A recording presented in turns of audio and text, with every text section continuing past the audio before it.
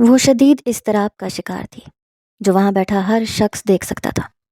وہ صوفے پہ بیٹھی ہوئی اپنی ٹانگ مسلسل ہلا رہی تھی۔ بس بھی کرو ہنا، عائشہ نے زچ ہوتے کہہ ہی دیا تو ہنا نے چہرہ اٹھائے اسے دیکھا۔ مجھے بہت بے سکونی ہو رہی ہے۔ وہ صوفے سے اٹھی اور اب وہ کمرے میں چکر کاٹتی ہوئی بے بسی سے کہہ رہی تھی، تم کیوں پریشان ہو رہی ہو؟ سب کچھ ٹھیک ہو جائے گا اور کوئی بھی تمہیں یہاں سے زبردستی نہیں لے کے جا سکتا۔ سارا بھی اس کے پاس آ کے کھڑی ہوئی اور اس کے کندھے پہ ہاتھ رکھ کے حوصلہ دیا۔ اس سے پہلے کہ وہ کوئی بات کرتی، اچانک کمرے کے دروازے پہ دستک ہوئی۔ عائشہ ان دونوں پہ ایک نگاہ ڈالتی ہوئی دروازے تک گئی۔ دروازہ کھولا تو سامنے ہی وارڈن کھڑی تھی۔ عائشہ نے سوالیہ نگاہوں سے اسے دیکھا جو عائشہ کو ایک سائڈ پہ کرتی ہوئی کمرے میں داخل ہو چکی تھی۔ مس ہنا، آپ کو لینے کے لیے کوئی آیا ہے۔ الفاظ تھے کہ پگھلتا ہوا سیسا جو ان تینوں کے کانوں میں ایک ساتھ اترا۔ وہ تکلیف اور دکھ سے نفی میں سر ہلاتی ہوئی 2 قدم پیچھے ہوئی تھی۔ مجھے کہیں نہیں جانا۔ اس کے لب بنا آواز حرکت میں آئے تھے۔ جلدی سے آپ اپنی ساری پیکنگ کر لیں، وہ آپ کا نیچے انتظار کر رہے ہیں۔ وارڈن حکم دیتی ہوئی کمرے سے باہر جا چکی تھی اور اس نے ایک بے بس نظر سارا اور عائشہ پر ڈالی۔ آنکھوں سے آنسو بہتے ہوئے گالوں تک آ گئے۔ مجھے کہیں نہیں جانا۔ وہ خوفزدہ سی ہوتی وہیں صوفے پر سکڑ سمٹ کے بیٹھ گئی۔ وہ دونوں اس کے پاس آ کے کھڑی ہوئیں۔ میرے پاس ایک آئیڈیا ہے، تم میرے گھر چلو، سارا نے مفید مشورہ دیا اور عائشہ کا دل چاہا کہ اس کے آئیڈیا پر 100 دفعہ لعنت بھیجے۔ تم اسے کہیں نہیں چھپا سکتی، ہمیں کچھ اور کرنا پڑے گا۔ اس کی بات پر وہ دونوں حیران ہوئیں۔ لیکن کیا کر سکتے ہیں؟ ہنا نے پریشان ہوتے ہوئے پوچھا۔ فی الحال تم اس کے ساتھ چلی جاؤ، لیکن وہاں جا کے اس کا جینا اتنا حرام کر دو کہ وہ تمہیں چھوڑ دے۔ عائشہ نے ایک مشورہ دیا اور ہنا نے 100 دفعہ اس پہ بھی لعنت بھیجی۔ یہاں میری زندگی اجیرن ہو گئی ہے اور تم مجھے اس طرح کی سنجیدہ صورتحال میں 3rd کلاس گھٹیا مشورے دے رہی ہو۔ مجھے کہیں نہیں جانا یار، تم دونوں کچھ کرو۔ وہ بے بسی سے کہتی ہوئی اس بار رو ہی پڑی۔ ان دونوں کو دکھ ہوا۔ یار ہم کچھ نہیں کر سکتے، صرف ایک ہی حل ہے، وہ شخص تمہیں خود چھوڑ دے تو پھر تم آزاد ہو جاؤ گی۔ ان دونوں کے پاس کوئی راستہ نہیں تھا۔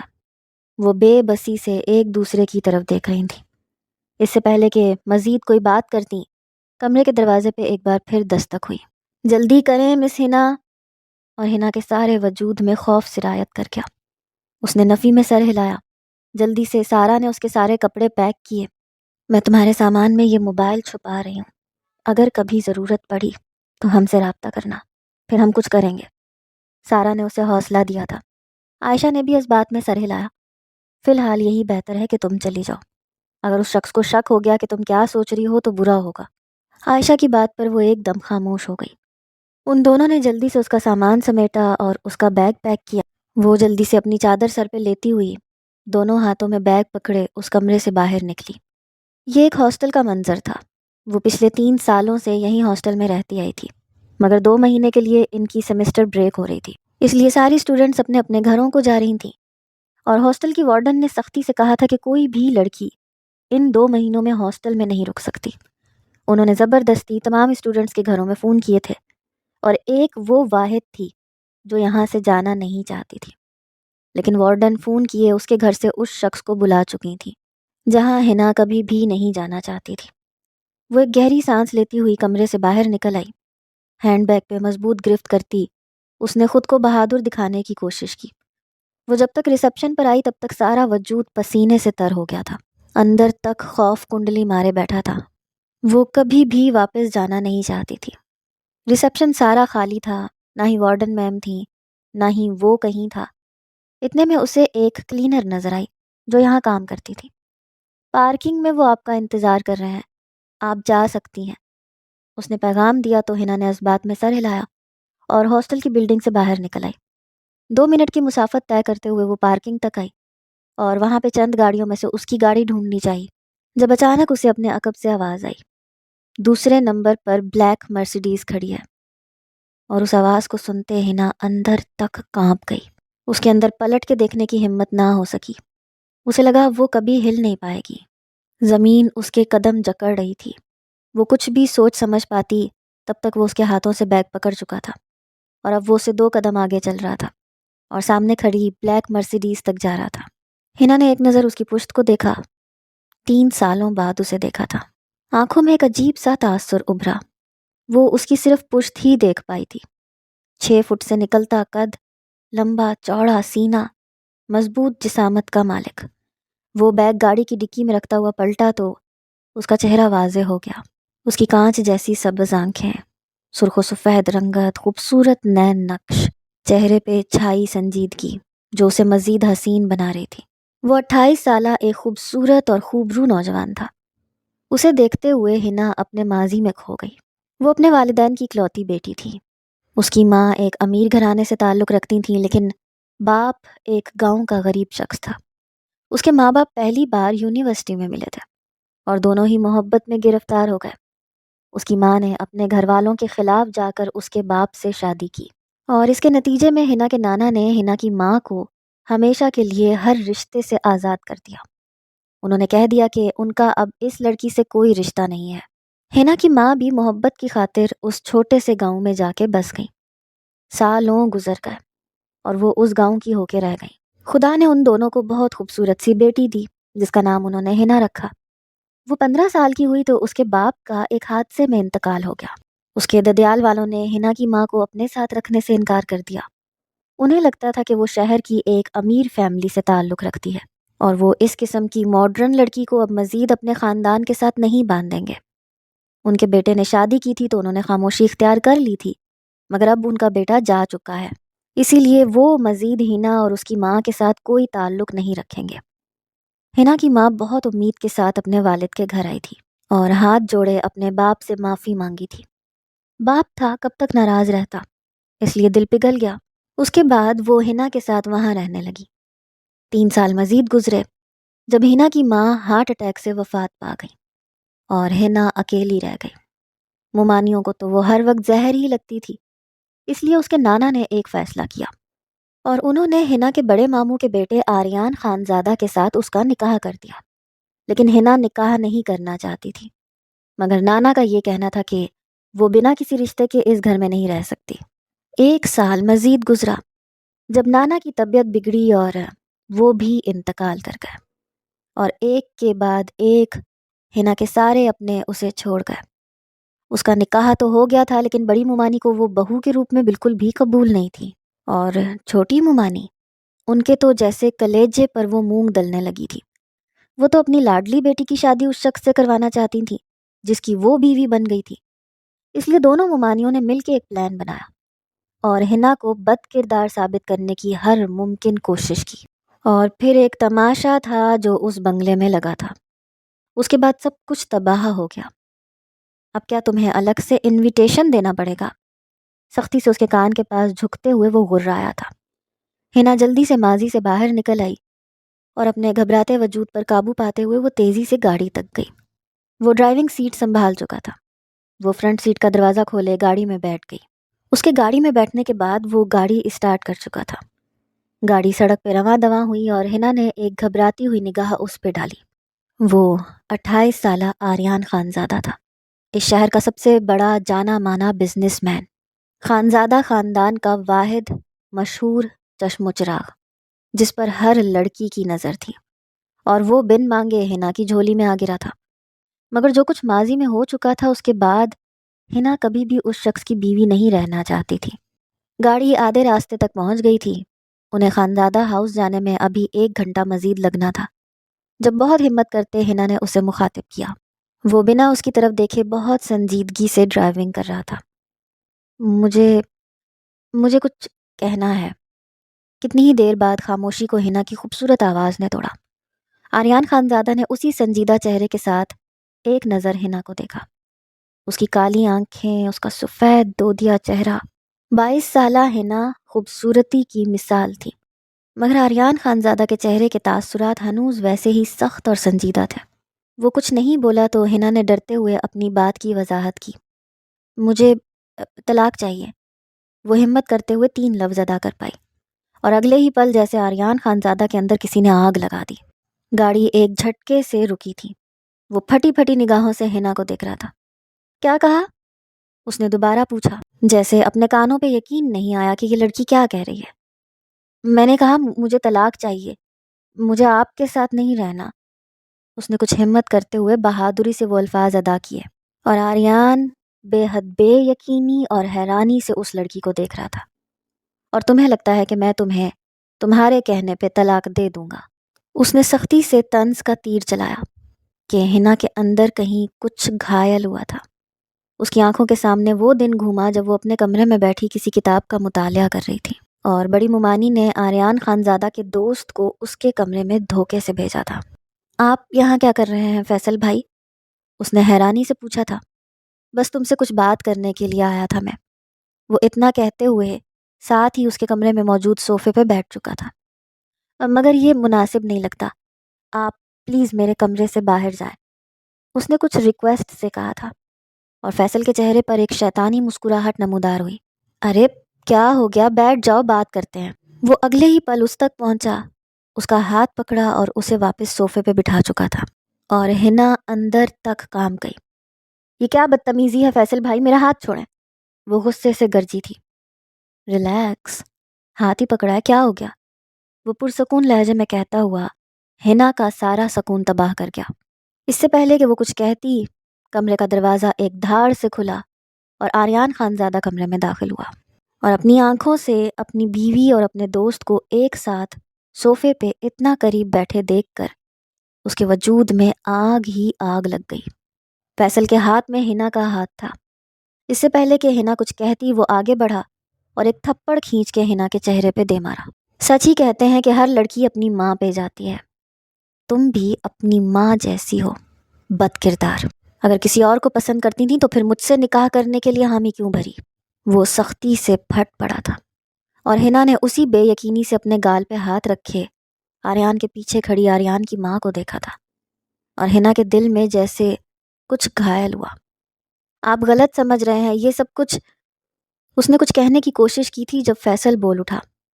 میں نے کتنی بار کہا ہے حنا، تم میرے دوست کی بیوی ہو، اس طرح مجھے اپنی طرف راغب کرنے سے کیا حاصل ہوگا؟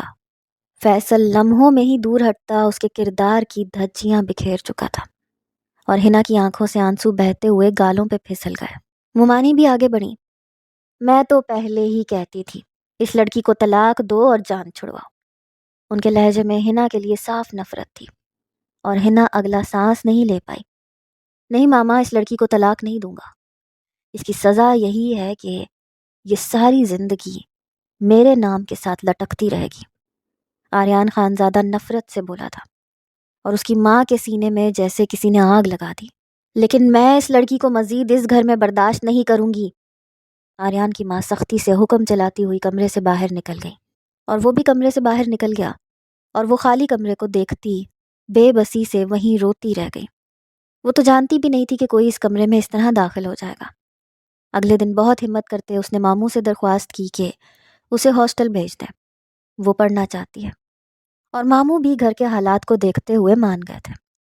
اور آج پورے 3 سال بعد وارڈن نے اس کے ماموں کو فون کیا تھا، اس لیے وہ ماموں کے کہنے پر اسے لینے کے لیے آیا تھا۔ پورے 3 سال بعد وہ دوبارہ اس کے روبرو آئی تھی۔ میں جانتی ہوں کہ مجھے وہاں کوئی پسند نہیں کرتا، اس لیے میں مزید آپ پر بوجھ نہیں بننا چاہتی، اس لیے مجھے طلاق دے دیں۔ وہ جلد ہی خود کو ماضی سے باہر نکال لائی اور اپنی آنکھوں سے چھلکتی نمی کو سختی سے رگڑ ڈالا، اور آریان خانزادہ کی آنکھوں سے آگ نکلنے لگی۔ اگلے ہی پل اس نے سختی سے حنا کا بازو دبوچا تھا۔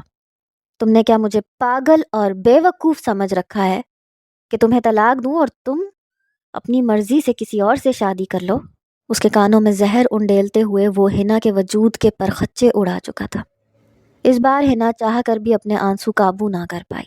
آپ غلط سمجھ رہے ہیں، مجھے کسی سے شادی نہیں کرنی، بس میں آپ کی زندگی سے دور جانا چاہتی ہوں، کیونکہ میں جانتی ہوں کہ میں آپ پہ مسلط کر دی گئی ہوں، اور زبردستی کسی کی زندگی میں شامل ہونا یہ میری تربیت نہیں، وہ تکلیف سے بولی تھی، اور لفظ تربیت پر جیسے آریان خانزادہ ٹھٹکا تھا۔ تمہاری تربیت تو میں اچھی طرح سے دیکھ چکا ہوں۔ اس کے ایک ایک لفظ میں سخت طنز تھا، جو حنا کو اپنے وجود کے آر پار ہوتا ہوا محسوس ہوا۔ بہت ہمت کرتے اس نے کچھ سختی سے کہنے کی کوشش کی، جب میں آپ کے ساتھ نہیں رہنا چاہتی تو آپ زبردستی مجھے اپنے ساتھ نہیں باندھ سکتے، اور ویسے بھی آپ نے ہی کہا تھا کہ مجھ جیسی گاؤں کی ان پڑھ جاہل لڑکی آپ کی بیوی بننے کے قابل نہیں۔ اسے 4 سال پہلے آریان خانزادہ کے الفاظ یاد آئے اور اس کا طنز سنتے ہوئے آریان نے اگلے پل سختی سے اس کا منہ دبوچا۔ تمہیں مجھ سے طلاق چاہیے؟ وہ سختی سے گھرایا تھا کہ ہنا ڈرتی ہوئی اس بات میں سر ہلا گئی۔ اچھا ایسی بات ہے؟ وہ ہنا کا جبڑا چھوڑے اب کچھ سوچ رہا تھا۔ گاڑی ہنوز سڑک پہ رکی ہوئی تھی۔ اچانک بارش شروع ہونے لگی اور دیکھتے ہی دیکھتے بارش بہت تیزی سے برسنے لگی۔ ٹھیک ہے، میں تمہیں طلاق دوں گا، لیکن میری ایک شرط ہے۔ وہ اتنی جلدی مان گیا۔ وہ حیران تھی اور اس سے زیادہ حیران لفظ شرط پہ ہوئی تھی۔ اس نے ڈرتے ہوئے پوچھا، کیسی شرط؟ وہ اندر تک خوف سے کانپ پڑی تھی اور اگلے ہی پل جو الفاظ آریان خانزادہ کی زبان سے ادا ہوئے وہ ہنا کو ساکت کر گئے۔ وہ بے حد بے یقینی سے اور پھٹی پھٹی نگاہوں سے آریان خانزادہ کو دیکھ رہی تھی۔ وہ اسی سنجیدگی کے ساتھ اپنی بات دوبارہ دہرا چکا تھا۔ ایک رات میری من مانیاں برداشت کر لو، تمہیں اس نکاح سے آزاد کر دوں گا۔ الفاظ تھے کہ پگھلتا ہوا سیسا جو ہنا کے وجود میں اندر تک اتر گیا۔ اس کی آنکھوں کی تکلیف ناقابل برداشت حد تک بڑھ گئی۔ اس کی آنکھوں کے سامنے وہ منظر چلا۔ یہ 4 سال پہلے کا کوئی دن تھا جب وہ کچن میں کھڑی نانا کے لیے چائے بنا رہی تھی، اور چائے بنانے کے بعد جب وہ نانا کو دینے ان کے کمرے میں آئی تو اس نے ان دونوں کی باتوں کی آواز سنی۔ وہ دادا کے ساتھ بحث کرتے ہوئے یہ کہہ رہا تھا کہ اسے نکاح نہیں کرنا کیونکہ اسے ہنا پسند ہی نہیں تھی۔ آپ کو کیا ہو گیا ہے دادا؟ میں اس گاؤں کی ان پڑھ اور جاہل گنوار لڑکی سے شادی کروں گا؟ مجھے وہ بالکل پسند نہیں ہے۔ کہاں وہ 3rd کلاس لڑکی اور کہاں میں آریان خانزادہ؟ وہ میرے سٹینڈرڈ کی نہیں ہے۔ میں تو اسے دیکھنا بھی پسند نہ کروں۔ اور کمرے کے باہر کھڑی ہنا کو لگا اس کے سر پہ سارے بنگلے کی عمارت آن گری۔ دادا نفی میں سر ہلاتے ہوئے اب اسے سختی سے کہہ رہے تھے کہ اگر وہ ان سے محبت کرتا ہے تو اسے ہنا سے نکاح کرنا ہی پڑے گا۔ صرف دادا اور اپنے باپ کے کہنے پہ اس نے یہ نکاح کیا تھا، کیونکہ پورے خاندان میں صرف وہی 2 لوگ تھے جن سے وہ ٹوٹ کے محبت کرتا تھا۔ یہ سب یاد آتے ہی کسی نے ہنا کی روح تک کو جھنجھوڑ دیا۔ وہ نفی میں سر ہلا گئی۔ ہرگز نہیں، میں آپ کو یہ حق نہیں دوں گی۔ جیسے اس کی آنکھوں کا زخمی پن مزید بڑھ گیا اور آریان کے چہرے کے تاثرات مزید سخت ہوئے۔ اگر طلاق چاہیے تو میری شرط ماننی پڑے گی۔ وہ سختی سے ایک ایک لفظ چبا کے بولا تھا کہ ہنا کو سانس لینے میں دشواری ہونے لگی۔ وہ نامحسوس انداز میں کار کے دروازے کے ساتھ لگ کے بیٹھ گئی۔ اس کی آنکھوں میں ٹھکرائے جانے کی تکلیف تھی۔ ہرگز نہیں، میں کبھی بھی آپ کو یہ حق نہیں دوں گی، وہ پہلے سے زیادہ اونچی آواز میں چلائی تھی۔ پہلی بار زندگی میں اس کے اندر اتنی ہمت آئی تھی۔ وہ بدتمیزی نہیں کرنا چاہتی تھی لیکن یہ شخص اسے مجبور کر رہا تھا۔ اس کا یہ انکار جیسے آریان خانزادہ کی مردانگی پہ کسی وار کی طرح لگا۔ وہ سختی سے اس کے چہرے کے پاس اپنا چہرہ لائے گھرایا تھا۔ تمہاری اتنی جرت کہ تم مجھے انکار کرو گی؟ وہ سختی سے گھراتا ہوا چلایا کہ ہنا کانپ کے رہ گئی۔ آج میں تم پہ اپنی مہر لگا دوں گا، میرے وجود کی مہر، جس کے بعد تمہاری سانسوں پر بھی میرا نام ہوگا۔ آریان خانزادہ گاڑی لاک کر چکا تھا اور ہنا کا سارا وجود ٹھنڈا پڑ گیا۔ وہ پھٹی پھٹی نگاہوں سے اس ظالم شخص کو دیکھ رہی تھی جس نے کبھی اس پہ یقین نہیں کیا تھا۔ وہ جس دن سے خانزادہ ہاؤس آئے تھے اس دن سے ہنا اسے ایک آنکھ نہیں بھاتی تھی، کیونکہ وہ ساری زندگی گاؤں میں رہتی آئی تھی اور وہ شہر میں رہتا ایک پڑھا لکھا نوجوان تھا۔ اسے لگتا تھا کہ ہنا کبھی بھی اس کے ساتھ نہیں جچے گی۔ وہ اس کا چہرہ دبوچ چکا تھا اور ہنا کے وجود میں جیسے کسی نے تکلیف کی لہریں چھوڑی۔ بہت ہمت کرتے اس نے کچھ کہنے کی کوشش کی تھی۔ بہت مرد اور مردانگی کرتے ہیں آپ۔ کیا صرف مرد کی مردانگی یہی ہوتی ہے کہ وہ عورت پہ اپنی حاکمیت ظاہر کرے؟ کیا آپ نے کبھی یہ جاننے کی کوشش کی ہے کہ سامنے والے کے پاس بھی ایک دل ہے جو آپ کی ہر حرکت پر ٹوٹ جاتا ہے؟ تکلیف سے تڑپتی ہوئی بولی تھی کہ آریان خانزادہ ساکت رہ گیا۔ میرا وجود چاہیے نا تو لے لیں، نوچ لیں، اس کے بعد بھی شاید آپ کو سکون آ جائے، اور اگر تب بھی سکون نہ آیا تو مجھے جان سے مار دیجیے گا، تب تو آپ کو ضرور سکون آ جائے گا۔ وہ کسی زخمی شیرنی کی طرح تھوڑا سا اس کے قریب ہوتی بے بسی سے چلائی تھی۔ آپ مرد یہی کر سکتے ہیں، صرف عورت کے وجود کو کچلنا، یہی تو آپ کی مردانگی ہے۔ وہ اپنے ہاتھوں کی مٹھیاں بھیجتے ہوئے اتنا کہتی ہوئی بے بسی سے رونے لگی، اور آریان خان زادہ جو کچھ سخت کرنے کا ارادہ رکھتا تھا ایک دم سے اس کے رونے کی وجہ سے موم کا ڈھیر بن گیا۔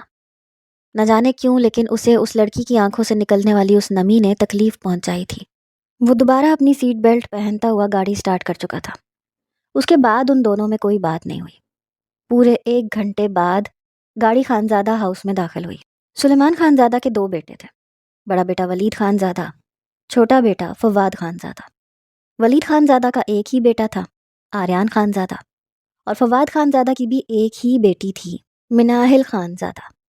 ولید خانزادہ کی بیوی ماریہ خانزادہ جو کہ آریان خانزادہ کی ماں ہونے کی وجہ سے بہت زیادہ اتراتی تھیں، انہیں لگتا تھا انہوں نے اس خاندان کو بیٹا دیا ہے، اس لیے وہ اس خاندان کی حاکم ہے۔ وہیں دوسری طرف فواد خانزادہ کی بیوی نمرہ خانزادہ کی ہر وقت یہی کوشش ہوتی تھی کہ بس کسی طرح مناہل اور آریان کے درمیان کچھ محبت پیدا ہو جائے تاکہ وہ ان دونوں کی شادی کروا سکیں۔ آخر یہ ساری دولت آریان خانزادہ کی ہی تھی اور وہ اس خاندان کا واحد وارث تھا، اس لیے سارا بزنس بھی اسی کے حصے میں آنا تھا، اور ہر ماں یہ چاہتی ہے کہ اس کی بیٹی عیش کرے، اور مناہل صرف آریان کی بیوی بننے کے بعد ہی عیش کر سکتی تھی۔ وہ دونوں گاڑی سے باہر اتر آئے۔ وہ بے بسی سے وہیں پورچ میں کھڑی رہی جب تک آریان اندر داخل نہیں ہوا۔ وہ اس کے پیچھے اندر کی طرف نہیں بڑھی۔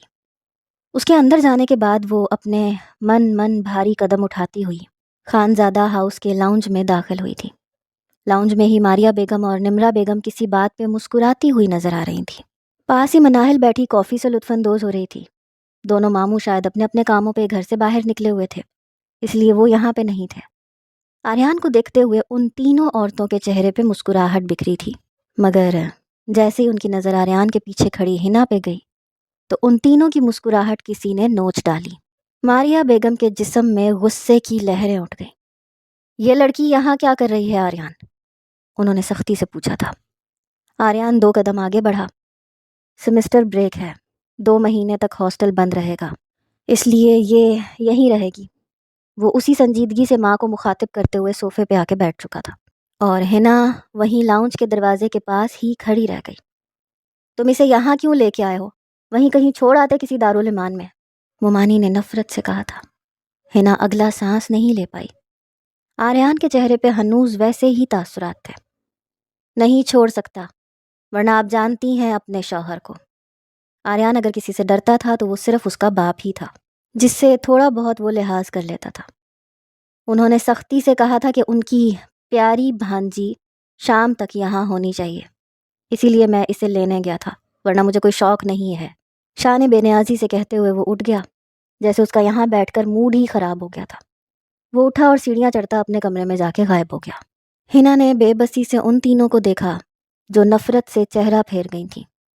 اندر باہر کہیں نہ کہیں مناہل بھی آریان کو پسند کرتی تھی، اور وہ بھی چاہتی تھی کہ اس کی شادی آریان سے ہو جائے، لیکن سلیمان خان زادہ نے حنا کا نکاح آریان سے کروا کے جیسے سب کے ارمان پانی میں بہا دیے تھے۔ وہ ان تینوں سے بات کرنا چاہتی تھی، لیکن ان لوگوں نے اسے منہ لگانا بھی ضروری نہیں سمجھا، اسی لیے حنا اپنا ٹوٹا ہوا دل لیے نچلے فلور پہ موجود اپنی ماں کے اس کمرے میں چلی گئی جہاں وہ یونیورسٹی جانے سے پہلے رہتی تھی۔ وہ کمرے میں داخل ہوئی تو آج بھی اس کمرے میں اس کی ماں کی بے شمار یادیں موجود تھیں۔ وہ وہیں بیڈ کے کنارے ٹک گئی، پھر وہ سارا دن وہیں کمرے میں بند رہی۔ کمرے سے باہر نکلنے کی ہمت ہی نہ ہو سکی۔ رات کے 8 بجے ملازمہ کے ذریعے ماموں نے پیغام بھیجا تو وہ کمرے سے باہر نکلی۔ ولید ماموں اس سے بہت محبت کرتے تھے۔ فواد ماموں کی بنسبت وہ کافی نرم مزاج اور رحم دل انسان تھے۔ وہ اپنے من بھاری قدم اٹھاتی ہوئی کمرے سے باہر نکلی تو ساری خانزادہ فیملی ڈائننگ ٹیبل پہ بیٹھی ہوئی کھانا کھا رہی تھی۔ وہ صبح سے کمرے میں بند تھی، اسے بھی بھوک لگی تھی، لیکن وہ ان سب کے سامنے دوبارہ آ کے کسی کو بھی اپنا دل توڑنے کا موقع نہیں دینا چاہتی تھی، اسی لیے کمرے میں بند رہی۔ ادھر آؤ میرے پاس بیٹا۔ ولید ماموں کی آواز پہ وہ ان کے پاس گئی تو انہوں نے اسے اپنے ساتھ لگائے، اس کے ماتھے پہ شفقت سے لب رکھتے ہوئے سکون سا محسوس کیا۔ تم صبح سے کمرے میں بند تھی؟ انہوں نے اسے سوالیہ نگاہوں سے دیکھا۔ اس سے پہلے کہ حنا کچھ کہتی، ممانی بول اٹھی۔ ہاں بھائی، اب تو یہ عظیم ہستی ہے، ہمارے ساتھ بیٹھ کے کھانا کھانے سے تو رہی۔ ممانی کے لہجے سے زہر اگل رہا تھا۔ ہنا نے بمشکل ان کی بات ہضم کرنے کی کوشش کی۔ ایسے ہی ماموں، بس گلے میں گیلی گیند اٹک گئی۔ وہ اپنی بات بھی پوری نہ کر پائی کہ آریان خانزادہ نے ایک سنجیدہ نظر اس پہ ڈالی اور دوبارہ اپنے کھانے کی طرف متوجہ ہو گیا۔ بیٹا کھانا تو کھا لیتی، مجھے ملازمہ نے بتایا تم نے صبح سے کچھ نہیں کھایا۔ اور اس بات پہ سب کا سانس اٹک گیا تھا۔ ممانی کے گلے میں ہی پانی اٹک گیا۔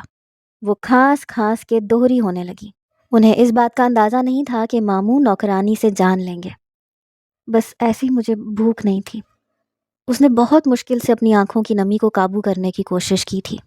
آنکھوں کے سامنے ایک پل کے لیے اپنے باپ کا چہرہ گھوما تھا۔ اس کے باپ نے کبھی بھی اسے کسی چیز کی کمی نہیں ہونے دی تھی۔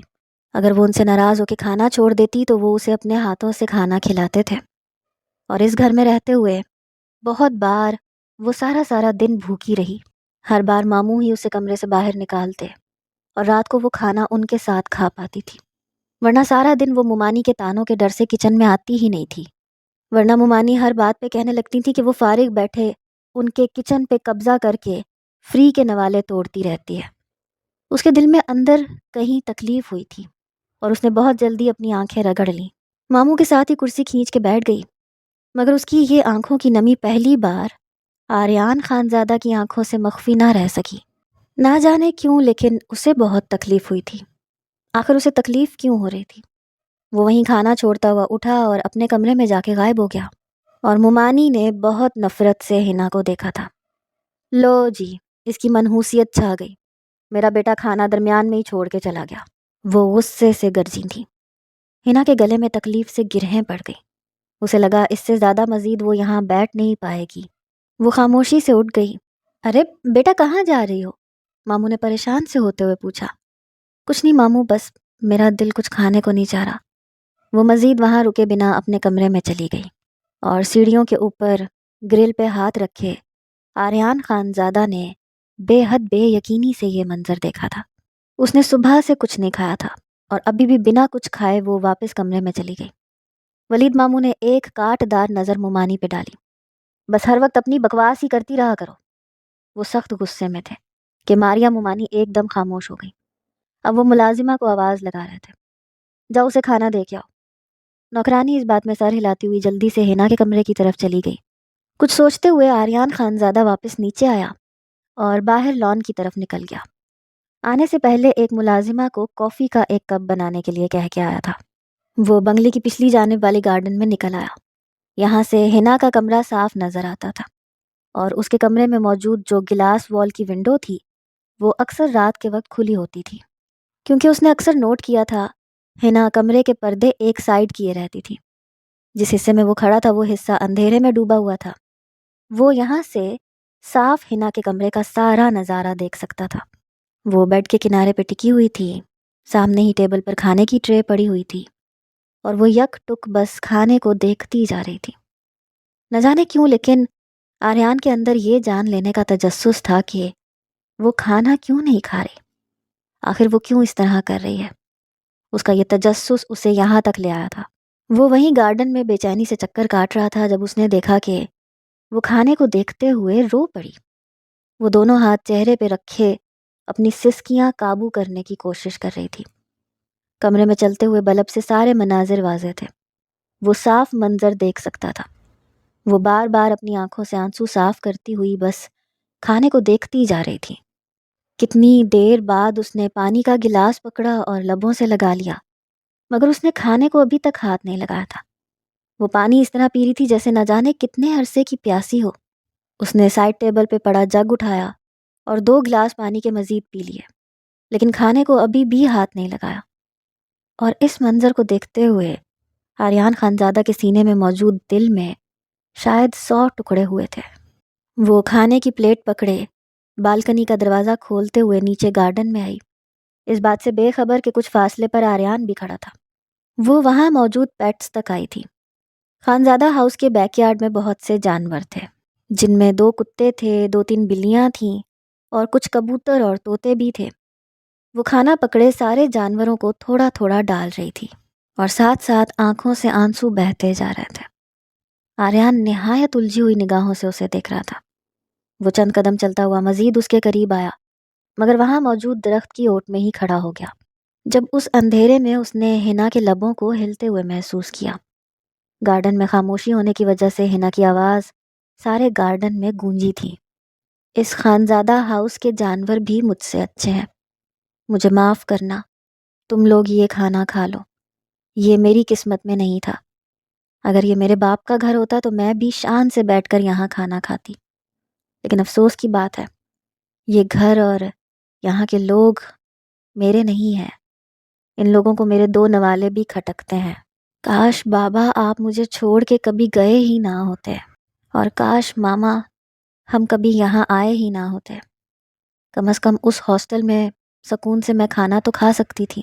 وہاں مجھے کوئی یہ کہنے والا نہیں تھا کہ میں ان لوگوں کے سروں پہ بوجھ بنی ہوئی ہوں، ان کے نوالے کھا رہی ہوں۔ وہ سختی سے اپنی آنکھوں کی نمی پونچھتے ہوئے اٹھ گئی تھی۔ یا اللہ، یہ کیسا انصاف ہے کہ اس بنگلے کے کتے بھی مجھ سے بہتر ہیں۔ میرے باپ نے میری تربیت جیسے کی میں ویسے ہی اچھی ہوں۔ خودداری تو قبول ہے، لیکن مجھے ان لوگوں کی بھیک نہیں چاہیے۔ وہ اب اپنے ہاتھ میں پلیٹ پکڑے واپس کمرے میں چلی گئی، اور آریان جہاں تھا وہیں کا وہیں ساکت رہ گیا شل۔ وہ اندر جا کے ایک بار پھر آدھا گلاس پانی پی چکی تھی، شاید اپنی بھوک مٹانے کی کوشش کر رہی تھی۔ ٹرے واپس سائڈ ٹیبل پہ رکھتے ہوئے وہ کمرے کی لائٹس بند کرتی بیڈ پہ لیٹ گئی، اور گارڈن میں کھڑے آریان کو سانس لینے میں تکلیف ہونے لگی۔ کتنی ہی دیر وہ شل اور ساکت نگاہوں سے اس کے کمرے کو دیکھتا رہا۔ اسے اپنے گالوں پہ کچھ بہتا ہوا محسوس ہوا، تو اس نے ہاتھ لگا کے دیکھا وہ پانی تھا۔ وہ حیران اور ساکت رہ گیا۔ اس کی آنکھوں سے نمی کب نکلی اسے احساس نہ ہو سکا۔ ملازمہ کی آواز سے وہ ہوش میں آیا تھا۔ سر کافی۔ وہ چونکا، پھر ملازمہ کے ہاتھوں سے وہ کافی کا کپ پکڑ لیا۔ اس سے پہلے ملازمہ پلٹتی آریان نے اسے آواز دیتے روکا۔ سنو۔ وہ رکی تھی۔ جی سر، وہ ادب سے مخاطب ہوئی۔ تم یہاں پہ کب سے کام کر رہی ہو؟ اس کے عجیب سوال پہ ملازمہ حیران ہوئی۔ 5 سال تو ہو ہی گئے ہیں سر، اس نے سوچتے ہوئے بتایا تو آریان نے سمجھتے ہوئے اس بات میں سر ہلایا اور 2 قدم چلتا ہوا نوکرانی تک آیا۔ 3 سال پہلے جب حنا یہاں رہتی تھی تو میرے اور ڈیڈ کی غیر موجودگی میں ماما، چاچی اور منائل کا رویہ حنا کے ساتھ کیسا تھا؟ اس نے کچھ سوچتے ہوئے پوچھا تھا۔ نوکرانی ایک دم خاموش ہو گئی۔ وہ نوکرانی کے چہرے کی اڑی ہوئی رنگت دیکھ سکتا تھا۔ میں کچھ پوچھ رہا ہوں۔ نوکرانی کو خاموش پا کر آریان نے دوبارہ لفظوں پہ زور دیا۔ سر میں کیا کہہ سکتی ہوں؟ نوکرانی نگاہیں جھکا گئی تھی۔ آریان کو کچھ غلط ہونے کا احساس ہوا۔ میں بس جاننا چاہتا ہوں، بتاؤ کیا بات ہے؟ آریان کے لہجے میں سنجیدگی تھی تو ملازمہ نے ڈرتے ہوئے ساری وضاحت کر دی۔ پہلے تو وہ پھر بھی آپ کے دادا کا لحاظ کر لیتی تھی، لیکن ان کی موت کے بعد ان تینوں کا رویہ حنا میم کے ساتھ کافی بدل گیا تھا۔ اگر وہ سارا دن اپنے کمرے سے باہر نکل کے آتی تو آپ کی ماما انہیں کافی باتیں سناتی تھیں، اس لیے انہوں نے اپنے کمرے سے نکلنا ہی چھوڑ دیا۔ ایک بار تو میں نے اپنی آنکھوں سے دیکھا، وہ کچن میں کھانا کھانے کے لیے گئی تھی جب آپ کی ماما نے ان کے ہاتھ سے کھانے کی پلیٹ ہی چھین لی تھی۔ ہماری زندگی اچھی بھلی جا رہی تھی، نہ جانے تم دونوں ماں بیٹی کہاں سے آفت بن کے آ گئی۔ وہ ماں خود تو مر گئی، تمہیں ہمارے سروں پہ بوجھ کی طرح چھوڑ گئی۔ میرے بیٹے کی زندگی برباد کرنے کے بعد تم یہاں مزے سے بیٹھی کھانا ٹھوس رہی ہو۔ دفع ہو جاؤ یہاں سے۔ ماریا بیگم نے حنا کی اچھی خاصی انسلٹ کیے اس دن اسے کچن سے باہر نکالا تھا۔ آریان کو سانس لینے میں تکلیف ہونے لگی۔ اس دن کے بعد سے وہ کبھی بھی کچن میں نہیں گئی۔ جیسے ہی ولید سر آتے تھے تو وہ میرے ہاتھ ہمیشہ حنا میم کو پیغام دیتے تھے، تو ہی رات کو حنا میم آ کے کھانا کھا پاتی تھی، اور آریان کا سارا جسم ساکت رہ گیا۔ اسے یقین نہ آیا، اتنا سب کچھ ہوتا رہا اور اس کی ماں اسے نہ جانے کون کون سی سچائی بتاتی رہی۔ اس کی آنکھوں کے سامنے وہ سارے منظر ابھر رہے تھے جب جب اس کی ماں اسے حنا کے خلاف بھڑکا رہی تھی۔ وہ تو سارا دن آفس میں رہتا تھا، اسے نہیں پتا تھا گھر میں کیا چلتا رہتا ہے۔ ارے سارا دن وہ نوابزادی کمرے میں بند رہتی ہے، اگر تھوڑی سی بات کر دو اور یہ کہہ دو کہ بیٹا ہمارے ساتھ آ کے بیٹھ جایا کرو تو بہت بدتمیزی کرتی ہے، اور یہ کہتی ہے کہ وہ ہم جیسے لوگوں کے ساتھ بیٹھنا پسند نہیں کرتی۔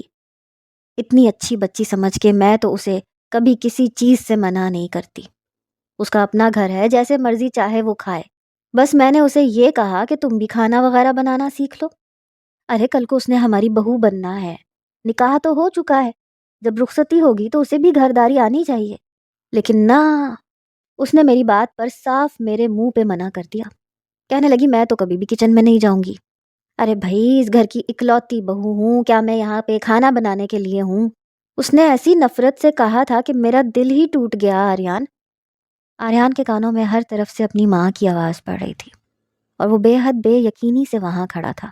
کافی کے مگ پہ گرفت کچھ کمزور ہوئی تھی کہ اچانک اس کے ہاتھوں سے کافی کا مگ چھوٹتا ہوا زمین بوس ہوا۔ ملازمہ کچھ سہم سی گئی۔ سر ایک اور بات کہوں؟ اس نے ڈرتے ہوئے کچھ کہنے کی کوشش کی کہ آریان ہوش میں آیا اور سوالیہ نظروں سے ملازمہ کی طرف دیکھا۔ میں نہیں جانتی آپ میری بات پہ یقین کریں گے یا نہیں، لیکن میں خود اس بات کی گواہ ہوں۔ میں جو کہوں گی صرف سچ کہوں گی۔ میں نے نمرا میم اور ماریا میم کو بات کرتے سنا تھا۔ وہ دونوں اپنے کمرے میں بیٹھی کوئی بات کر رہی تھیں جب میں ان دونوں کے لیے کافی بنا کے لے کے گئی۔ وہ یہ کہہ رہی تھی کہ وہ حنا میم کی طرف سے آپ کا دل بدگمان کر کے انہیں اس گھر سے نکال دیں گی، کیونکہ نمرا میم اور ماریا میم دونوں یہ چاہتی ہیں کہ مناحل میم کی شادی آپ سے ہو جائے، اس لیے انہیں حنا میم بالکل پسند نہیں ہے۔ سوری سر، یہی سچ ہے، لیکن ایک بات کہوں، حنا میم سارے کام کر لیتی ہیں۔ جب سلیمان سر زندہ تھے تب وہ انہیں اپنے ہاتھوں سے کھانا بنا کے کھلاتی تھیں۔ انہیں سارے کام کرنے آتے ہیں، اور تو اور وہ بہت ویل مینرڈ اور ایجوکیٹڈ بھی ہیں۔ اتنا کہتے ساتھ ہی ملازمہ چلی گئی، اور آریان نے خود کو گرنے سے بچانے کے لیے بے ساختہ درخت پہ ہاتھ رکھا تھا۔ یہ کیسی حقیقت تھی جو اس پہ آشکار ہو گئی تھی؟ وہ ملازمہ سلیمان صاحب کی وفادار تھی، اسی لیے تو سلیمان صاحب کی بے گناہ نواسی پر وہ کوئی بھی ظلم ہوتا نہیں دیکھ سکتی تھی۔ آریان کے کانوں میں دھماکے ہو رہے تھے۔ خانزادہ ہاؤس پر ایک نئی صبح اتر چکی تھی۔ وہ سیڑھیاں اترتا نیچے آیا تو سارے ہی اس وقت ڈائننگ ٹیبل پہ بیٹھے ناشتہ کر رہے تھے۔ اس نے ایک نظر دور سے ہی حنا کے بند کمرے کے بند دروازے پہ ڈالی، پھر اس نے اسی ملازمہ کو مخاطب کیا جو کل رات اسے کافی دینے کے لیے لان میں آئی تھی۔ جاؤ اسے بھی بلا کے لاؤ، اس نے اشارہ کیا۔ ملازمہ سمجھ گئی۔ وہ اسبات میں سر ہلاتی ہوئی حنا کے کمرے کے باہر پہنچی۔ 2 منٹ بعد ہی حنا بھی کمرے سے باہر نکل آئی۔ مجھے آپ سے بہت ضروری بات کرنی ہے۔ آریان نے خاموشی کو توڑا۔ سب نے کھانا چھوڑے آریان کو دیکھا۔ میں نے ایک فیصلہ کیا ہے۔ وہ کافی سنجیدہ تھا۔ سب حیران ہوئے، آخر وہ کیسے فیصلے کی بات کر رہا تھا۔ آج اور ابھی سے میں حنا کی رخصتی لے رہا ہوں۔ الفاظ تھے کہ پگھلتا ہوا سیسا جو وہاں موجود ہر شخص کے کانوں میں اترا، یہاں تک کہ حنا بھی ساکت اور سن رہ گئی۔ اسے لگا وہ اگلا سانس نہیں لے پائے گی۔ لیکن آریان، ماریا بیگم نے غصے سے کچھ کہنے کی کوشش کی جب وہ ان کی بات درمیان میں ہی کاٹ گیا۔ یہ میرا اپنا فیصلہ ہے اور اس فیصلے کے بارے میں آپ کو آگاہ کرنا میرا کام تھا۔ میں مزید کسی کے سوال کا کوئی بھی جواب نہیں دینا چاہتا، سو کوئی مجھ سے اس کی وجہ نہ پوچھے تو بہتر ہے۔ تم یہاں بیٹھو، ناشتہ کرو۔ آخری بات اس نے کچھ سختی سے حنا سے کہی تھی۔ حنا جو بے یقینی اور پھٹی پھٹی نگاہوں سے اسے دیکھ رہی تھی، وہ جیسے ڈر ہی گئی۔ ہاتھ بڑھاتے، کرسی کھینچتے وہ اس کے برابر میں بیٹھ گئی، لیکن سانس لینے میں تکلیف ہو رہی تھی۔ آریان سنجیدگی سے کافی کا کپ لبوں سے لگائے کافی پی رہا تھا۔ کتنی ہی دیر حنا ساکت نگاہوں سے وہاں بیٹھی رہی۔ تمہیں یہاں دیکھنے کے لیے نہیں بلایا، کھانا کھاؤ، وہ سختی سے بولا تھا۔ حنا ڈرتے ہوئے پلیٹ میں کھانا ڈالے کھانا کھانا شروع کر چکی تھی، اور اس کے کھانا کھانے کے ساتھ ہی آریان کو اپنے سینے میں سکون اترتا محسوس ہوا۔ وہ جب تک کھانا نہ کھا چکی تب تک وہ وہیں بیٹھا رہا۔ اس کے کھانا ختم کرنے کے بعد وہ اٹھا تھا۔ ایک ضروری میٹنگ ہے، اس لیے میں آفس جا رہا ہوں، لیکن میرے واپس آنے تک تم مجھے میرے کمرے میں موجود ملو۔ سختی سے حکم دیتے ہوئے وہ وہاں سے اٹھ گیا تھا، اور ماریا بیگم نے حنا کو کچا چبا جانے والی نظروں سے دیکھا تھا۔ حنا اپنے من بھاری قدم اٹھاتی ہوئی وہاں سے اٹھی اور دونوں ممانیوں کی آنکھوں کے سامنے سے غائب ہو جانا چاہا۔ وہ واپس کمرے میں آئی اور کمرے کو بند کیے وہیں زمین پہ بیٹھتی چلی گئی۔ اس کے بعد وہ کھل کے روئی تھی۔ آریان خانزادہ اس کے کردار کے پرخچے اڑانے والا تھا۔ کچھ سمجھ نہیں آ رہی تھی۔ 4 گھنٹے گزر گئے تھے، اس نے دروازہ نہیں کھولا تھا۔ وہ جانتی تھی اب اس نے دروازہ کھولا تو ممانی یا مناحل، ان دونوں میں سے کوئی ایک اس کی جان ہی لے لے گا۔ اور باہر لاؤنج میں وہ تینوں بے بسی سے بیٹھی ایک دوسرے کو دیکھ رہی تھیں۔ ایک بار اس لڑکی کو میرے سامنے آنے دو، اس کی جان لے لوں گی، ماریا ممانی جلے پیر کی بلی کی مانند لاؤنج میں چکر کاٹتے ہوئے غصے سے کہہ رہی تھی۔ اس سے زیادہ برا حال تو مناہل کا تھا۔ تائی جان، آپ نے کہا تھا کہ آپ کی بہو صرف میں بنوں گی۔ اس نے بھی اسی بے یقینی سے سوال پوچھا۔ فکر مت کرو، میں اس لڑکی کو یہاں سے ہر حال میں باہر نکال کے ہی دم لوں گی۔ وہ ابھی یہ سب باتیں کر ہی رہی تھیں جب لاؤنج کے دروازے سے آریان خانزادہ اندر داخل ہوا، اور ان سب کو ایک ساتھ دیکھتے ہوئے وہ بھی اتنے ہی غصے میں۔ اس نے سوال یا آئی برو اچکائی۔ آپ سب کو کیا ہوا؟ اس نے ایسے پوچھا جیسے کچھ جانتا ہی نہ ہو۔ تم ایسا کیسے کر سکتے ہو آریان؟ اس بد کردار لڑکی کو تم اپنی بیوی کی حیثیت کیسے دے سکتے ہو؟ ماریا بیگم نے کچھ سختی سے پوچھا تھا۔ آریان کے سکون میں کوئی فرق نہیں آیا۔ میں نے آپ سے پہلے بھی کہا ہے ماما کہ میں کسی کو بھی وجہ بتانا ضروری نہیں سمجھتا، اور کون سی لڑکی میری زندگی میں شامل ہوگی اس کا فیصلہ میں کروں گا، سو بہتر ہے مجھے ہی کرنے دیں۔ ویسے کہاں ہے آپ کی بہو؟ اس نے جان بوجھ کے لفظ بہو استعمال کیا تھا۔ ماریا بیگم کا کلیجہ تک جل اٹھا۔ اپنے کمرے میں بند بیٹھی ہے، تمہارے کمرے میں نہیں جائے گی وہ، تم اچھے سے جانتے ہو۔ ماریا بیگم نے جیسے حقیقت کے روبرو کرنے کی اسے کوشش کی۔ وہ اسی پرسکون لہجے کے ساتھ اٹھا۔ شان بے نیازی سے وہ ہنا کے کمرے تک آیا۔ کمرے کا دروازہ کھٹکھٹایا۔ وہ جو بیڈ پہ بیٹھی ہوئی گہری سوچوں میں ڈوبی ہوئی تھی، وہ چونک گئی۔ اس کے اندر ایک ڈر کی لہر اتری تھی۔ دروازہ دوبارہ نوک ہوا۔ وہ کچھ نہیں بولی۔ تم باہر آ رہی ہو یا میں اپنے طریقے سے اندر آؤں؟ اس کی صرف ایک ہی آواز کافی تھی کہ ہنا ڈرتی ہوئی دروازہ کھول چکی تھی۔ وہ کمرے میں داخل ہوا اور ہنا خوف زدہ سی 2 قدم پیچھے لیتی گئی۔ شاید تم بھول گئی ہو، میں جانے سے پہلے کہہ کے گیا تھا کہ تم مجھے شام کو میرے کمرے میں ملو، تو یہاں کیا کر رہی ہو؟ وہ سختی سے کہتا ہوا اس کی طرف قدم لینے لگا، اور وہ ڈرتی ہوئی 2 قدم پیچھے ہوئی۔ اس کے چہرے پر صاف ڈر اور خوف کے سائے وہ دیکھ سکتا تھا۔ مجھے آپ کے ساتھ نہیں۔ اس کے الفاظ منہ میں ہی تھے جب آریان کی انگلی اس کے لبوں تک آ چکی تھی۔ تم کیا چاہتی ہو یہ ضروری نہیں ہے، جو میں نے کہہ دیا ہے وہی ہوگا اور فیصلہ ہو چکا ہے۔ اتنا کہتے ساتھ وہ بنا اس کی بات سنے، بنا اسے موقع دیے، اس کا بازو پکڑے کمرے سے باہر نکل چکا تھا۔ ان تینوں نے اپنی آنکھوں سے دیکھا۔ آریان اس کا بازو پکڑے اسے زبردستی اپنے ساتھ لیے سیڑھیاں چڑھ گیا، اور وہ بے یقینی اور پھٹی پھٹی نگاہوں سے اسے دیکھتے ہوئے اپنا ہاتھ اس کے ہاتھ سے آزاد کروا رہی تھی۔ لیکن آریان کی پکڑ سخت تھی۔ وہ اسے اپنے کمرے میں لا چکا تھا۔ کمرے میں داخل ہونے کے بعد اس نے دروازہ بند کیا اور ہنا کا ہاتھ چھوڑ دیا۔ ڈرتی ہوئی وہ 2 قدم پیچھے ہو گئی۔ وہ اس کی طرف بڑھ رہا تھا اور وہ پیچھے کھسک رہی تھی۔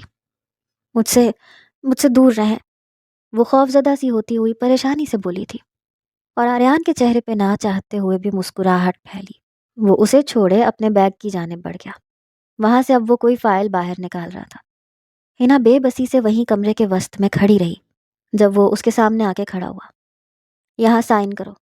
اس بار اس کا لہجہ کچھ نارمل سا تھا، اور ہنا بے یقینی سے اس فائل کو دیکھ رہی تھی۔ کیوں، کیا ہے یہ؟ اس نے ڈرتے ہوئے پوچھا۔ جتنا کہا ہے اتنا کرو ورنہ مجھ سے برا کوئی نہیں ہوگا۔ وہ اگلے ہی پل غصے میں آتا ہوا گرجا تھا، اور ہنا نے ڈرتے ہوئے ان پیپرز کو بنا دیکھے بنا پڑھے سائن کر دیے۔ وہ نہیں جانتی تھی کہ وہ کیا ہے۔ کیا یہ طلاق نامہ ہے؟ اس نے کچھ امید سے پوچھا تھا کہ آریان کے لبوں کو ایک طنزیہ مسکراہٹ نے چھوا۔ کتنی خوش فہمیاں پال لیتی ہو نا، میں نے پہلے بھی کہا تھا تمہیں طلاق نہیں دوں گا مطلب نہیں دوں گا۔ سختی سے کہتے ہوئے اسے سن چھوڑے ڈریسنگ روم میں جا کے بند ہو گیا، اور وہ وہیں کمرے کے وسط میں کھڑی رہ گئی۔ 2 منٹ بعد وہ باہر نکلا۔ اب اپنا کوٹ اتارتے ہوئے وہ صوفے پہ پھینک چکا تھا۔ ادھر آؤ میرے پاس، وہ بیڈ تک پہنچ کے سختی سے حکم دے رہا تھا۔ ہنا اندر تک کام گئی۔ وہ نفی میں سر ہلاتے ہوئے پیچھے ہو گئی۔ میں نے کہا ادھر آؤ، وہ مزید سختی اور غصے سے بولا تھا۔ ہنا ڈرتی ہوئی 2 قدم اس کی طرف بڑھی۔ یہاں بیٹھو، وہ اسے اپنے پاس بیڈ پہ بیٹھنے کا کہہ رہا تھا، اور ہنا ڈرتی جا رہی تھی۔ میں نے کہا یہاں بیٹھو، تمہیں ایک بار سمجھ میں نہیں آتی؟ اس کا ہاتھ پکڑے اسے کھینچ کے اپنے پاس بٹھا چکا تھا۔ ہنا ڈرتے ہوئے اس سے دور کھسکنے کی کوشش کرنے لگی، مگر وہ اسے کمر سے پکڑے اپنے قریب کر چکا تھا۔ ہنا ڈرتی جا رہی تھی اور سختی سے آنکھیں میچ گئی، اور اس کی بند آنکھوں کو دیکھتے ہوئے آریان نہ چاہتے ہوئے بھی کھل کے مسکرایا۔ پھر وہ اس کے کان کے پاس جھکا۔ ابھی تم نے جن پیپرز پہ سائن کیے ہیں وہ اس خانزادہ ہاؤس کے پیپرز تھے۔ چونکہ یہ خانزادہ ہاؤس میرے نام تھا اس لیے میں نے اسے تمہارے نام ٹرانسفر کر دیا ہے۔ الفاظ تھے کہ پگھلتا ہوا سیسا جو ہنا کے کانوں میں اترا۔ اس نے اسی بے یقینی سے آنکھیں کھولے آریان کو دیکھا۔ وہ بے حد بے یقین تھی، پھٹی پھٹی نگاہوں سے آریان کو دیکھ رہی تھی۔ اسے لگا شاید وہ مذاق کر رہا ہے۔ یہ کیسا مذاق تھا؟ وہ آخر بول ہی اٹھی کہ آریان اس بار کھل کے مسکرایا، اور زندگی میں پہلی بار اس نے آریان کو اتنی خوبصورتی سے مسکراتے ہوئے دیکھا تھا۔ تمہیں لگتا ہے کہ میں مذاق کر سکتا ہوں؟ اس نے سوال پوچھا۔ ہنا کا سر بے ساختہ نفی میں ہلا۔ تو پھر یہ مذاق نہیں ہے، آج سے تم اس سارے گھر کی مالکن ہو۔ اس کے بال چہرے سے ایک سائڈ پہ کرتے ہوئے اس کے کانوں میں ایک ایک لفظ جیسے بے یقینی کی طرح وہ اتار رہا تھا۔ وہ حیران تھی، بے یقین اور شل۔ لیکن ایسا کیسے ہو سکتا ہے؟ وہ پھٹی پھٹی نگاہوں سے ابھی بھی آریان کو دیکھ رہی تھی۔ اتنا بڑا شوق لگا تھا، وہ حیرت زدہ رہ گئی تھی۔ کیوں نہیں ہو سکتا؟ یہ میری پراپرٹی ہے، میں جہاں چاہوں جس کے نام چاہوں اس کے نام کر سکتا ہوں، اور آج کے بعد تمہیں کسی سے ڈرنے کی ضرورت نہیں ہے۔ تم اس پورے گھر کی مالکن ہو۔ تم اس سارے گھر میں جہاں چاہے وہاں جا سکتی ہو، اور سکون سے کچن میں جا کر اپنی مرضی کا کھانا بنا کر کھا بھی سکتی ہو۔ اس نے آخری بات اتنی نرمی سے کہی تھی کہ ہنا کی آنکھوں میں بہت تیزی سے نمی چمکی۔ وہ اپنا چہرہ موڑ کے اب آنکھوں سے نکلنے والی نمی کو صاف کرنے لگی۔ ایسے لگا جیسے کسی نے اس کی چوری پکڑ لی۔ وہ کیسے جان سکتا تھا؟ اور اس کا یہ رونا آریان کو تکلیف دے گیا۔ وہ اگلے ہی پل اسے کھینچے اپنے ساتھ لگا چکا تھا کہ ہنا ساکت رہ گئی۔ مجھے بنگلہ نہیں چاہیے، آپ نے ایسے کیوں کیا؟ ممانی مجھ سے مزید خفا ہو جائیں گی، پلیز آپ واپس لے لیں۔ وہ بے بسی سے بول رہی تھی۔ تمہیں کیا فرق پڑتا ہے؟ جو کہتا ہے اسے کہنے دو۔ میری پراپرٹی تھی، میری مرضی، میں جس کے مرضی نام کروں۔ آج سے سارا خانزادہ ہاؤس تمہارا ہو چکا ہے۔ اگر تم چاہو تو بے شک ساری پراپرٹی کو آگ لگا دو۔ تمہیں کوئی بھی کچھ کہنے کی ہمت نہیں رکھتا، کیونکہ اب یہ تمہاری ملکیت ہے۔ اس بار اس کے لہجے میں نرمی تھی۔ اب وہ غصے سے بات نہیں کر رہا تھا، اور ہنا پہ حیرتوں کے پہاڑ ٹوٹتے جا رہے تھے۔ لیکن آپ نے ایسا کیوں کیا؟ وہ پھٹی پھٹی نگاہوں سے آریان کو دیکھ رہی تھی۔ آریان تھوڑا سا اس کے قریب ہوا، اتنا کہ اس کے چہرے پہ آریان کی جھلستی سانسیں پڑنے لگی۔ وہ خوف اور ڈر سے آنکھیں بند کر گئی۔ وہ اس کے کان کے پاس جھکا۔ کیونکہ مجھے لگتا ہے مجھے تم سے تھوڑی تھوڑی محبت ہو رہی ہے، اور ہر اس چیز کے لیے سوری جو میں نے ماضی میں کی۔ مجھے تم پہ اس طرح الزام نہیں لگانا چاہیے تھا۔ بنا سچ جانے میں کیسے یقین کر گیا؟ آنکھوں کے سامنے وہ منظر گھوم رہا تھا جب وہ آفس سے واپس آیا تھا اور ماریا بیگم نے اس کے کانوں میں زہر انڈیلا تھا۔ تمہیں کچھ خبر بھی ہے؟ نہ جانے وہ کمرے میں فیصل کے ساتھ چپکی بیٹھی کون سی باتیں کر رہی ہے۔ کوئی شرم اور لحاظ ہوتا ہے؟ وہ تو یہ بھی بھول گئی ہے کہ وہ تمہاری بیوی ہے۔ وہ الفاظ آج بھی اس کے کانوں میں گونجتے تھے جب وہ کمرے میں داخل ہوا، اور بنا سوچے سمجھے غصے میں اس نے ہنا کو تھپڑ ہی دے مارا تھا۔ اور اس لیے بھی سوری کہ میں نے تمہیں بنا جانے بنا سمجھے جج کر لیا۔ کیا ہوا اگر تم گاؤں میں رہتی آئی ہو؟ تم اتنی بھی بری نہیں ہو۔ وہ مسکرایا اور ہنا بے یقینی سے اسے دیکھتی رہ گئی۔ اب وہ نرمی سے اس کا بایاں گال سہلا رہا تھا جہاں سالوں پہلے تھپڑ مارا تھا۔ ہنا اب بھی ساکت اور پھٹی پھٹی نگاہوں سے اسے دیکھ رہی تھی۔ کیا تم مجھے معافی کا ایک موقع دے سکتی ہو؟ اپنی غلطی سدھارنے کا موقع، اور تمہارے ساتھ ایک نئی زندگی نئے طریقے سے شروعات کرنے کا موقع؟ وہ امید سے اور مان سے اسے دیکھ رہا تھا، اور ہنا بے حد پھٹی پھٹی نگاہوں سے اسے دیکھ رہی تھی۔ وہ خوبصورت اور دلکش تو پہلے ہی بہت تھا، لیکن ہنا کہاں سے جانتی تھی کہ اس کے نصیب میں یہ خوبصورت اور دلکش مرد لکھا ہے۔ اس نے بے یقینی سے آریان کے کندھے اور گال کو چھو کر محسوس کیا۔ کیا یہ کوئی خواب ہے؟ وہ حیران تھی، اور آریان کھلکھلا کے ہنس پڑا۔ نہیں، یہ حقیقت ہے۔ چلو آؤ نیچے چلتے ہیں، کھانے کا وقت ہو رہا ہے۔ وہ بنا اگلی بات کیے اس کا ہاتھ پکڑے واپس کمرے سے باہر نکل آیا تھا، اور وہ کسی کٹی ڈال کی طرح اس کے ساتھ چلتی جا رہی تھی۔ وہ نیچے آئے تو سارے ہی ڈائننگ ٹیبل پہ بیٹھے ہوئے تھے۔ وہ دونوں بھی بیٹھ گئے۔ کھانا بالکل خاموشی سے کھایا گیا۔ وہ تینوں عورتیں تو بس ہنا کو کچا چبا جانے والی نگاہوں سے دیکھ رہی تھیں۔ کھانا کھانے کے بعد سارے ہی لاؤنج میں بیٹھے چائے پی رہے تھے، جب لاؤنج کے دروازے سے فیصل داخل ہوا اور فیصل کو دیکھتے ہوئے ہنا کے چہرے پہ ایک دم سے پریشانی آئی۔ کیا بات ہے آنٹی، آپ نے مجھے بلایا تھا؟ اس نے ماریہ بیگم کو دیکھتے پوچھا تو وہ حیران ہوئی۔ میں تمہیں کیوں بلاؤں گی؟ ماریہ بیگم نے ناسمجھی سے کندھے اچکائے۔ انہوں نے نہیں، میں نے بلایا ہے۔ آریان صوفے سے اٹھا اور قدم قدم چلتا ہوا اس کے پاس پہنچا تو سارے ہی پریشان ہوئے۔ تم نے مجھے بلایا، لیکن 3 سالوں سے تو تم نے مجھ سے کبھی بات نہیں کی، تو اب کیا ہوا؟ فیصل نے بھی حیران ہوتے ہوئے پوچھا تھا۔ سارے خاموشی سے ان دونوں کو دیکھ رہے تھے اور ہنا اپنے ہاتھوں کی انگلیاں چٹکا رہی تھی۔ وہ کافی پریشان لگ رہی تھی۔ اگلے ہی پل لاؤنج میں ایک تھپڑ کی آواز گونجی تھی۔ آریان کا ہاتھ اٹھا تھا اور فیصل کے چہرے پہ ایک زناٹے دار تھپڑ دے مارا تھا کہ سارے ساکت رہ گئے۔ کاش میں نے تمہیں یہ تھپڑ اس دن مارا ہوتا جس دن تم میری بیوی پہ الزام تراشی کر رہے تھے، مگر نہیں، غلطی میری ہی ہے۔ میں ہی کانوں سے کچا تھا کہ تم پہ یقین کر لیا۔ ہنا یہاں آؤ، اس نے سختی سے پکارا ہنا کو۔ ہنا ڈرتی ہوئی صوفے سے اٹھی اور اس کے پاس آ کے کھڑی ہوئی۔ وہ تھپڑ جو اس دن میں نے تمہیں مارا تھا، وہی تھپڑ تم آج اسے مارو گی، وہ سختی سے ہنا سے کہہ رہا تھا۔ اس کے لہجے میں کسی قسم کی نرمی نہیں تھی۔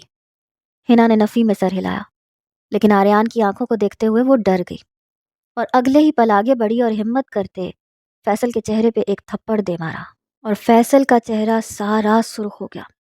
سارے حیرانی سے وہیں سب کچھ چھوڑتے ہوئے صوفے سے اٹھ کھڑے ہوئے۔ میں نے آپ کو اپنا بھائی سمجھا تھا فیصل بھائی، لیکن مجھے امید نہیں تھی کہ آپ میرے کردار کی دھجیاں بکھیر دیں گے۔ شرم آتی ہے مجھے آپ جیسے شخص پہ جو بھائی کہلانے کے لائق نہیں۔ اس نے بہت مشکل سے 2 فقرے ادا کیے تھے۔ سارا سانس پھول گیا تھا۔ آریان ہنا کا ہاتھ پکڑے اسے اپنے ساتھ لگائے سختی سے فیصل کی آنکھوں میں جھانک رہا تھا۔ افسوس ہے مجھے کہ تم کبھی میرے دوست ہوا کرتے تھے۔ اب نکل جاؤ یہاں سے، تمہاری یہی سزا ہے کہ تم آریان خانزادہ کی نفرت کے لائق بھی نہیں۔ فیصل بنا کچھ کہے وہاں سے پلٹ گیا اور آریان نے اسی سختی سے ماں کو دیکھا اور ماریہ بیگم جان گئی کہ وہ سچائی تک پہنچ گیا ہے۔ وہ نفی میں سر ہلاتی ہوئی پریشان سی ہوتی ہوئی جیسے کانپ گئی تھی۔ وہ جانتی تھی کہ اگر یہ بات ولید صاحب کو پتہ چلی تو ولید صاحب انہیں چھوڑیں گے نہیں۔ وہ آریان خانزادہ تھا، اس نے اپنی ماں کا بھرم رکھ لیا تھا۔ میں نے ایک فیصلہ کیا ہے، وہ سختی سے ان سب کو بتا رہا تھا۔ ہنا کا ہاتھ ہنوز اس کے اپنے ہاتھوں میں تھا۔ میں نے خانزادہ ہاؤس ہنا کے نام لگا دیا ہے۔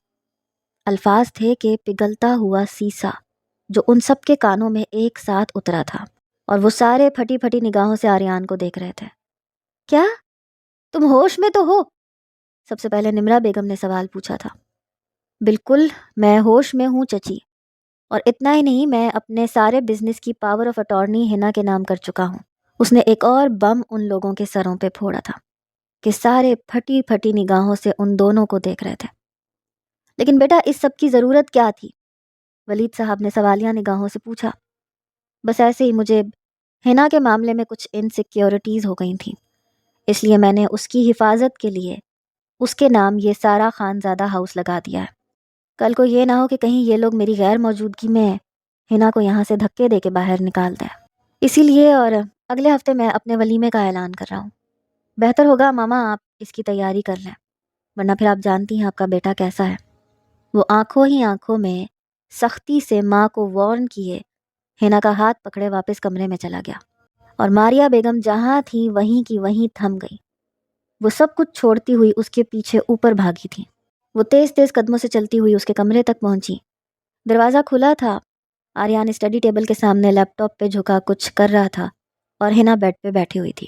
آریان تم ایسا کیسے کر سکتے ہو؟ انہوں نے آتے ہی آریان سے پوچھا۔ یہ سوال آپ پوچھ رہی ہیں ماما؟ مجھے یقین نہیں آ رہا۔ آریان پلٹا اور کچھ بے یقینی سے ماں سے پوچھا۔ مجھے یقین نہیں ہو رہا کہ میری ماں اتنی گری ہوئی ہو سکتی ہے۔ آپ نے کیا کچھ کیا مجھے سب پتہ چل گیا ہے۔ آپ اتنی ظالم کیسے ہو سکتی ہیں کہ اسے کھانا تک نہیں دیتی تھی؟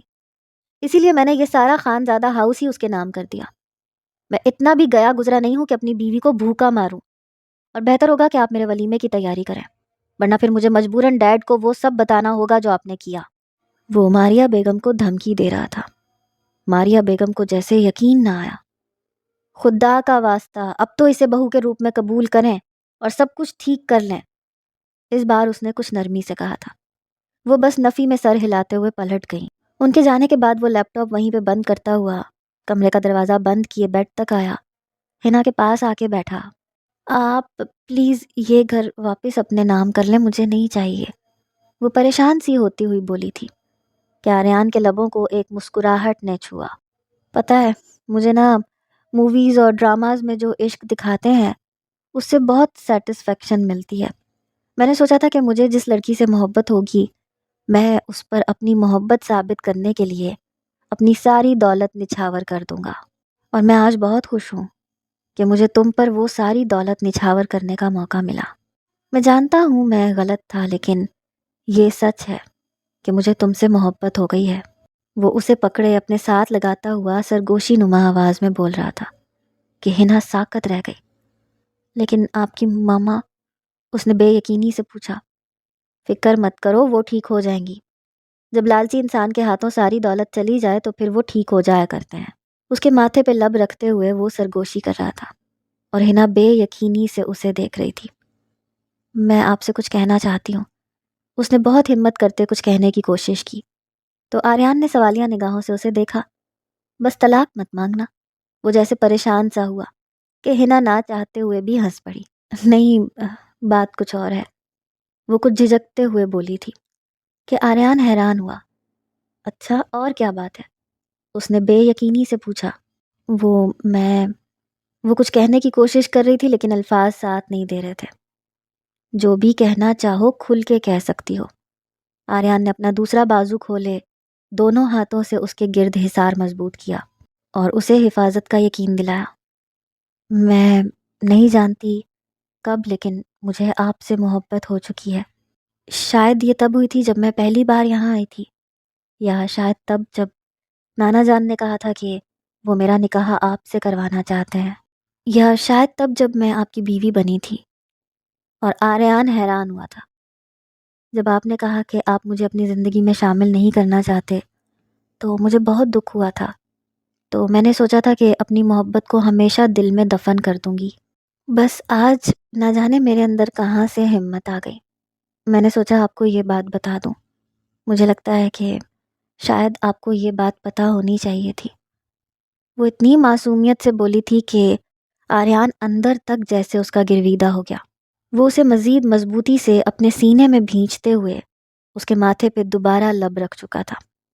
شکریہ مجھ جیسے سڑیل اور سخت مزاج انسان سے شادی کرنے کے لیے، لیکن تم مجھ سے اتنا ڈرتی کیوں ہو؟ اسے جیسے یہ سوال بے چین کر گیا کہ ہنا نے ایک پریشان سی نظر اسے دیکھا۔ بس مجھے آپ کے غصے سے ڈر لگتا ہے، وہ بہت معصومیت سے بولی تھی کہ آریان کو اس پہ ٹوٹ کے پیار آیا۔ میرا تم سے وعدہ ہے میں اب کبھی بھی تم پہ غصہ نہیں کروں گا۔ اس کے بالوں میں انگلیاں چلاتے ہوئے اسے اپنے سینے سے لگائے سرگوشی کرتے ہوئے بولا تھا۔ ہنا نے گہری سانس لی، ایک پرسکون سانس فضا کے سپرد کرتے وہ کھل کے مسکرائی تھی۔ اسے امید نہیں تھی کہ وہ اس شخص کی بیوی کے رتبے پہ فائز ہو جائے گی۔ بے شک خدا انسان کو وہاں سے نوازتا ہے جہاں سے اس نے کبھی گمان بھی نہیں کیا ہوتا۔